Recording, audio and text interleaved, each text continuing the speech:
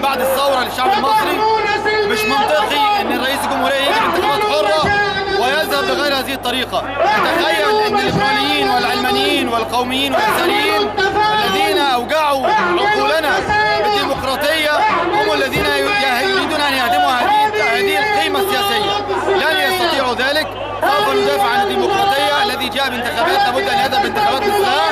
لن يستطيعوا ان يهدموا قيم يقوم عليها مجتمعا يريد نهضة وحضارة.